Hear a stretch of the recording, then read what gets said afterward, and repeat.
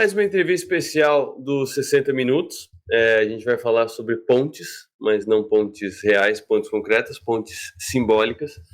E para falar sobre isso, eu tenho o prazer de conversar aqui no 60 Minutos com o executivo franco-brasileiro, autor do livro O Construtor de Pontes, François Dossa. François, muito boa tarde.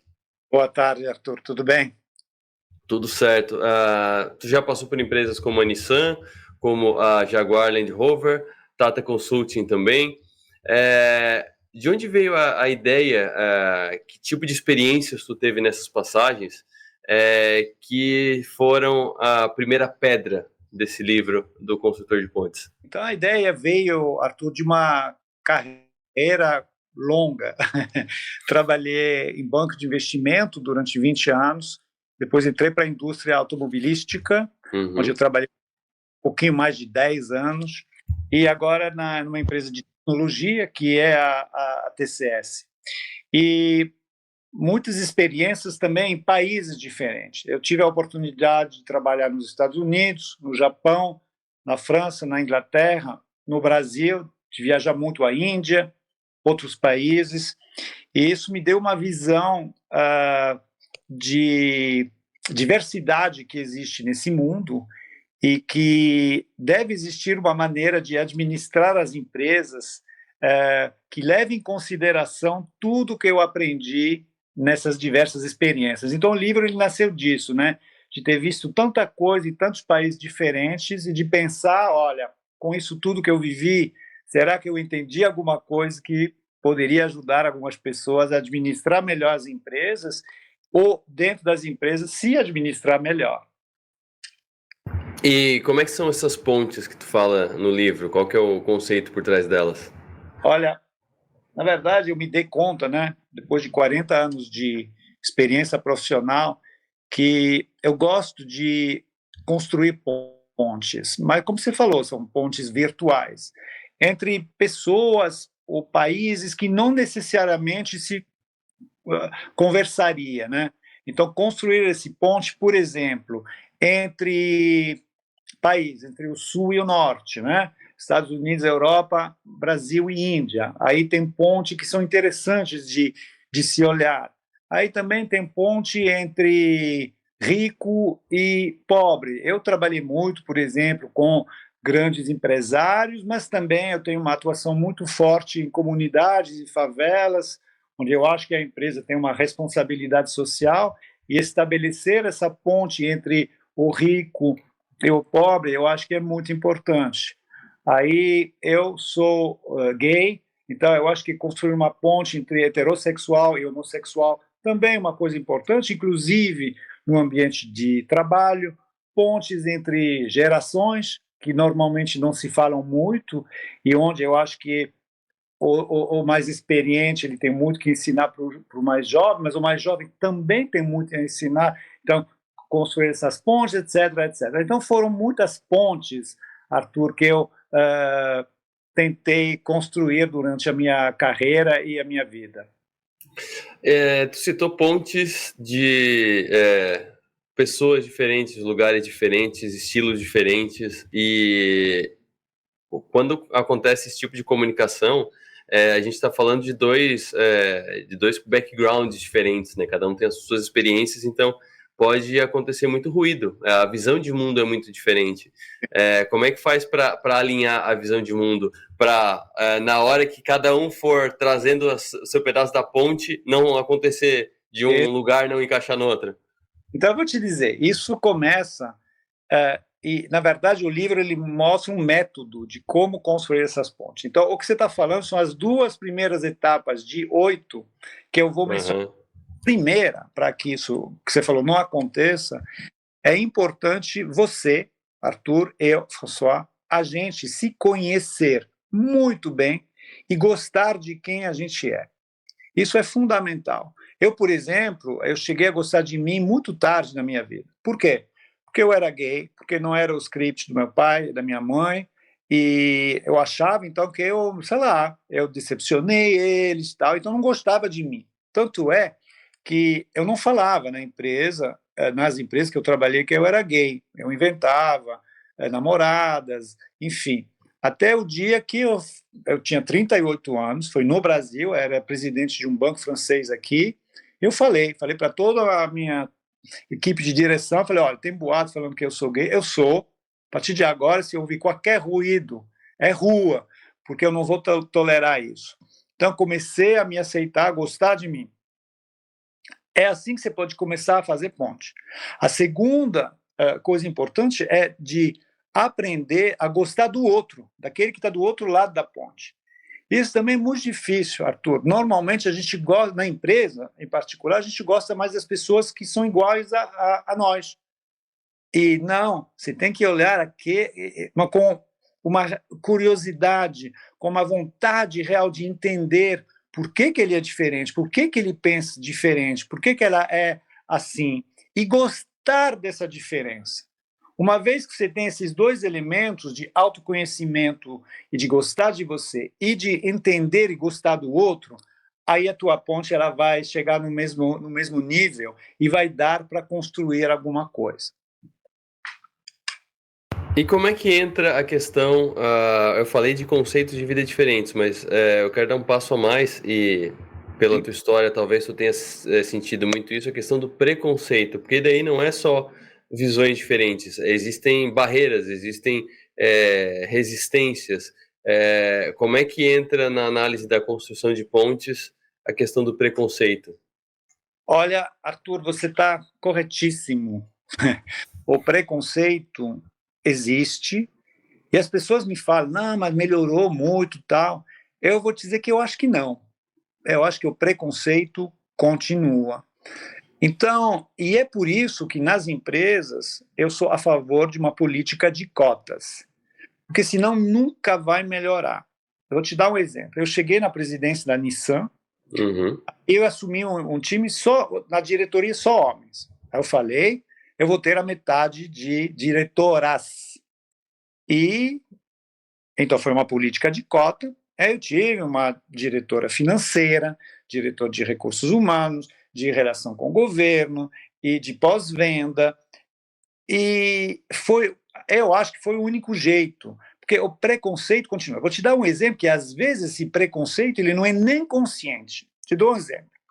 Alguém numa posição de diretor foi embora e a gente tem duas pessoas para substituir, um homem e uma mulher. Em 99% dos casos você vai ouvir, a fulana, ela é muito boa, mas ela não está pronta, talvez em 2 ou 3 anos. Enquanto o homem está sempre pronto. É uma maravilha, né? É o milagre da vida. E a mulher não. Então, isso é um viés inconsciente que a gente tem, porque, na verdade, nas diretorias só tem homens, então a gente sempre acha que a mulher não está pronta, o que é completamente equivocado, é errado, absurdo tal. Então, você vê que esse preconceito ainda existe, ainda é muito forte. Aí eu estou te falando só de gênero, mas pensa em gay, pensa em negro, talvez pior ainda. Então, por isso que essa política de cota, que num primeiro momento eu era contra, falava, não, tem que ter a meritocracia e tal. Então, eu acho que tem que ser meritocracia e cota, porque senão, Arthur, talvez em 300 anos a gente vai ter um mundo mais justo e eu não quero esperar tudo isso, eu não tenho tempo. Me conta um pouco da tua experiência, principalmente no setor automotivo, porque tu passou pela Nissan e pela Jaguar Land Rover. A gente está falando de uma cultura japonesa e de uma cultura britânica, uma cultura inglesa.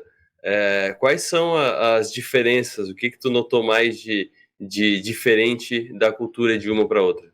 Olha, bem diferente, né? E antes eu trabalhava no banco francês e hoje eu trabalho numa empresa indiana. Então você imagina, França, Inglaterra, Japão, Índia, no Brasil, então com a cultura brasileira. Então, de culturas diferentes, eu acho que eu entendo um pouco.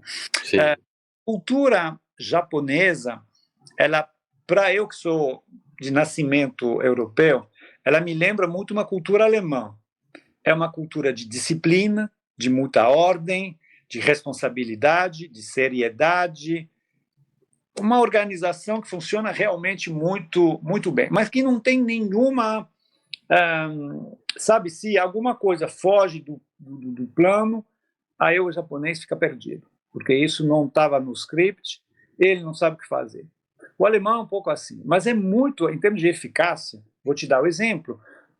Eu construí uma planta em Resende para produzir, 200 mil carros por ano. Então é uma planta grande. Nós fizemos essa planta em 21 meses e 3 semanas, exatamente. Para a Renault, que era do mesmo grupo, empresa francesa, a planta que ela fez super rápida para eles foi em 27 meses. 6 meses a mais, é muito, né? 20% de tempo a mais. Por quê? Porque o francês ele não é tão disciplinado. Sabe, na França a gente toma uma decisão e no dia seguinte fala, não, mas sabe, eu pensei melhor, eu acho que eu não vou seguir, eu não vou fazer, porque eu sou mais inteligente que todo mundo, pá, pá, pá, pá. Aí o negócio acaba atrasando. O japonês, não.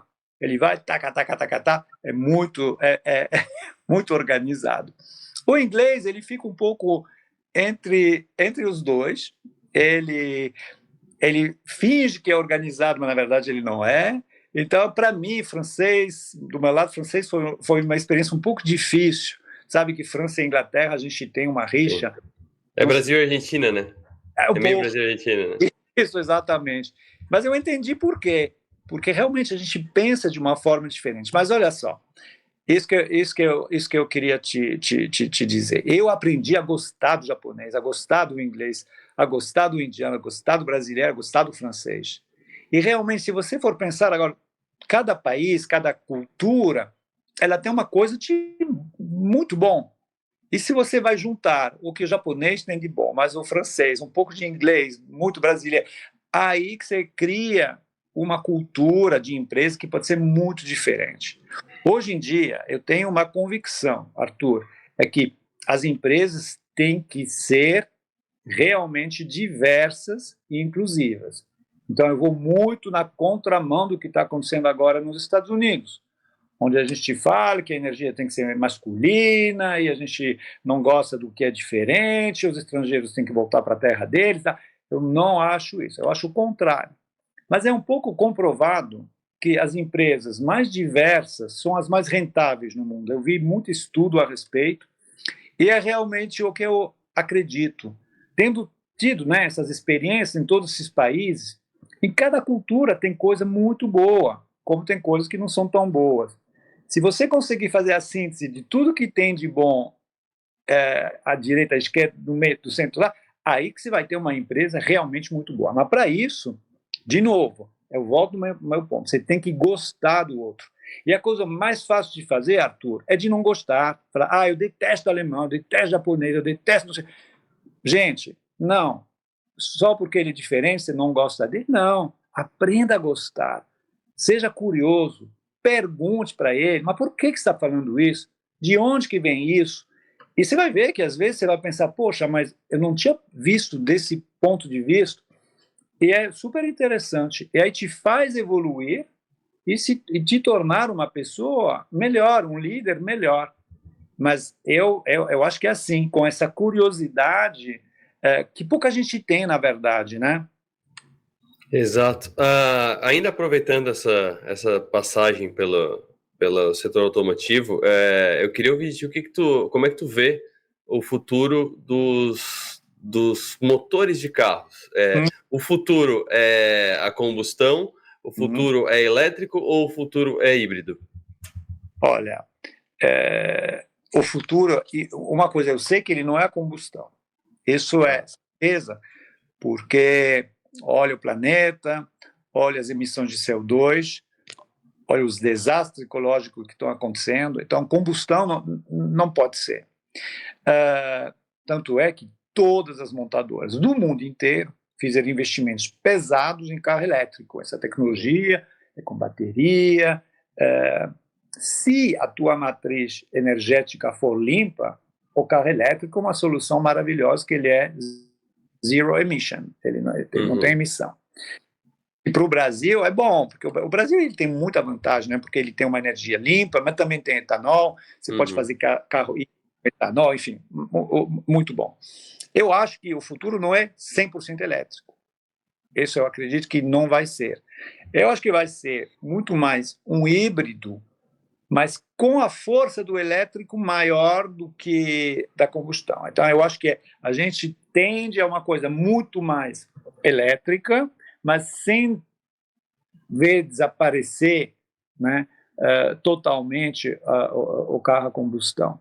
Então, essa é um pouco a minha visão, mas é uma indústria que está se transformando numa velocidade muito grande devido à tecnologia. A tecnologia entrou forte, então, nas baterias. Então, agora você tem um carro elétrico que 15 anos atrás não existia. Você tem um carro conectado, você tem um carro autônomo, você tem novos business models, onde você não necessariamente vai comprar um carro, mas você vai usar mobilidade, você vai usufruir de mobilidade, como o modelo Uber, mas vai ter muito mais modelo nascendo, você vai poder compartilhar veículos, etc, etc. Então, o que está acontecendo nesse setor, Arthur, não é uma evolução, é uma revolução. É uma indústria que foi muitos anos a mesma, né? Você entrava no teu carro, sentava, botava as duas mãos no volante e você olhava para a rua e estrada. Isso está mudando. Então, não é uma evolução, é uma revolução. Então, a motorização está mudando, mas o modo de usar o teu veículo também vai mudar. Então, é muito interessante ver o que está acontecendo. O que a gente vê é uma força da China muito grande. A gente vê até no Brasil. Tem carro chinês chegando, a BYD, a Zeekr e outros. Então, é uma indústria tradicional que vai ter que tem que se adaptar a grandes mudanças. Você me falou da Nissan e da Jaguar Land Rover. Essa evolução é mais fácil para uma Jaguar Land Rover, porque ela é indústria de luxo. E os chineses, por enquanto, resolveram não atacar esse nicho de mercado. Então, a Jaguar Land Rover ela consegue ainda viver relativamente. Uma Nissan, uma Ford, uma Stellantis, Fiat, Volkswagen, para eles é muito mais difícil, porque o chinês vem com um produto bom e muito mais barato e que oferece. O carro chinês ele te oferece um monte de coisa que outro carro não oferece, por um preço menor. Então, realmente, como eu te falo, é uma revolução no mercado. A Ford, inclusive, tomou uma medida aqui no Brasil que surpreendeu a muitos, que ela cortou a linha popular, né? A Ford, para a realidade brasileira, também está no luxo. Porque as caminhonetes que nos Estados Unidos são normais, são medianas, aqui são de alto valor, né? Isso. Ela fez isso no Brasil, fez na Índia. Inclusive, ela vendeu a fábrica dela, fábrica maravilhosa, nova, para a Tata Motors, que é do grupo que eu trabalho. Então, você vê, esse mercado está realmente passando por um momento muito interessante, inclusive, de transformação. E tu falou de revolução e tu falou da Jaguar. Como é que tu acompanhou? Eu imagino que tu já não estivesse mais na Jaguar, com esse rebranding que foi feito na Jaguar, que causou muitas reações, né? Muitas reações negativas, inclusive, né? Ô, Arthur, deixa eu te falar uma coisa. Eu sou responsável por isso. Eu, da Jaguar, durante 3 anos e meio, eu era o diretor da estratégia. Então, você imagina que é um setor que as estratégias maturam um bom tempo antes de ser lançadas, né? Então, foi exatamente o que aconteceu. O que aconteceu com a Jaguar? A Jaguar, ela tinha perdido um pouco a sua linha, né? Ninguém sabia muito bem. Jaguar é luxo, é super luxo, mas está vendendo a preço na Europa, né? Preço de mass market. O que está acontecendo? E a Jaguar, realmente, o motorista, a idade média do motorista da Jaguar era mais de 70 anos. Mais de 70 anos. Então eu pensei, olha, nós temos que fazer alguma coisa, porque na Jaguar Land Rover, toda a parte Range Rover, Defender e Evoque está bombando, e Jaguar estava sofrendo. Então nós pensamos, né, com a diretoria lá da empresa, olha, a gente vai ter que fazer um relançamento completo da marca, esquecer tudo que a gente sabe e reposicionar no mercado de alto luxo. O que é difícil, né? São poucas as empresas do setor de luxo que conseguiram fazer esse rebranding. uma marca que fez isso muito bem, mas que não é de carro, é a Burberry, de fashion, de moda. Ela conseguiu, ela estava perdida, conseguiu. Então a gente olhou para Burberry, alguns modelos, e a gente então decidiu para ir para uma coisa radicalmente diferente. Então cada Jaguar ele tem um design que a gente chama copy of nothing, cópia de nada. Ele é totalmente único, então você pode gostar, odiar, mas você não vai ficar neutro. O negócio é para criar um buzz. Então, uma coisa que a gente nunca viu antes. Ele é imponente, ele é agressivo. Você gosta, não gosta, problema seu, mas é isso que a gente queria. Ele é 100% elétrico, não tem aí... Porque a gente queria realmente uma ruptura, é outra proposta, e ele é caro. A gente não divulgou o preço ainda, mas todo mundo entendeu que... Então, o que a gente vai procurar? Um volume muito menor, mas de carro realmente que você vai ver na rua, não vai ter, olha, sumiu o animalzinho lá, o Jaguar, que não tem mais, e o nome Jaguar vai estar minúsculo, porque não precisa, não vai ser preciso mostrar o nome, porque todo mundo vai saber o que é, porque ele é uma cópia de nada, então ele vai ser único. Então, foi essa a ideia. Então, eu estou sorrindo, né, porque eu fui tudo isso, deixei a empresa para ir de uma outra empresa do Grupo Tata, rezando para a coisa dar certo. Eu espero que vai ser o caso. Mas não sabemos. Arthur, não sabemos. Mas do jeito que estava, não podia continuar assim. Estava muito ruim e a gente tinha que fazer realmente uma ruptura, criar uma ruptura nessa marca, entendeu? Entendi. E olha só, por essa eu não esperava, não sabia desse teu envolvimento direto com a estratégia. Tive uma aula aqui de estratégia de rebranding. Pois é. Uma outra questão que me veio aqui, e a gente volta ao ponto inicial da conversa, que é a construção de pontes, que é o tema do teu livro. Tu está numa empresa indiana, tu citou isso agora há pouco. E algo que me chama muito a atenção é como existem indianos, talvez não indianos nascidos na Índia, mas filhos de indianos que moram nos Estados Unidos, na Europa e tal, como tem indianos no comando de gigantes empresas do mundo. A Microsoft é um exemplo, mas tem diversos. O que tem na cultura indiana? O que os indianos têm? Parafraseando aquela frase antiga do brasileiro, o que a baiana tem? O que o indiano tem de especial? Olha, não, mas é uma boa pergunta, porque você vai para Silicon Valley, nos Estados Unidos, não só os presidentes, mas nas empresas, o número de indianos que tem é espetacular. Aí você realmente se pergunta, você vai para a Inglaterra, enfim, vários lugares.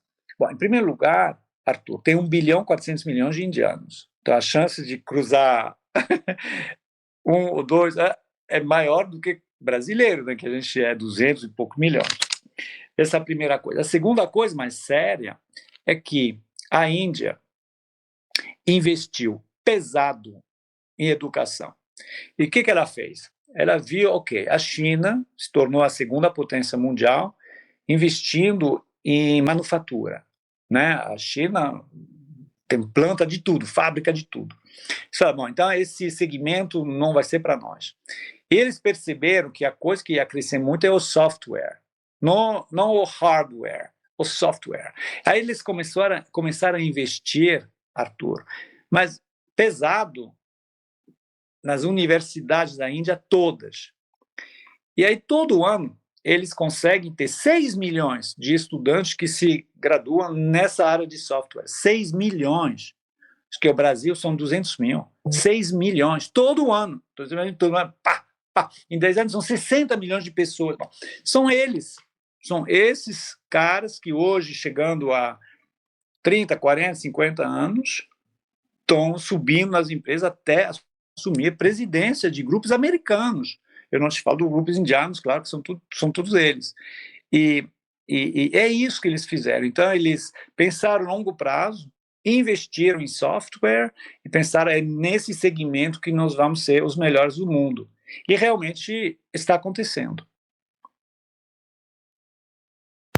Por que a imagem, então, que a gente tem da Índia, vendo daqui, de um povo pobre, muito chão batido, até a imagem assim, de sujeira, assim, lembra um pouco das imagens que fazem do sertão brasileiro, assim, meio com areia, e um trânsito caótico. São as imagens que a gente recebe da Índia. Mas, ao mesmo tempo, a gente vê cabeças privilegiadíssimas e um baita investimento em tecnologia. Por que essa discrepância?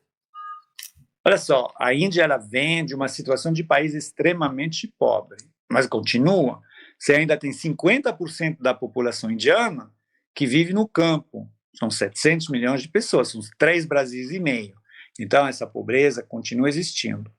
Mas você tem a outra metade da população que vive em outras circunstâncias, né?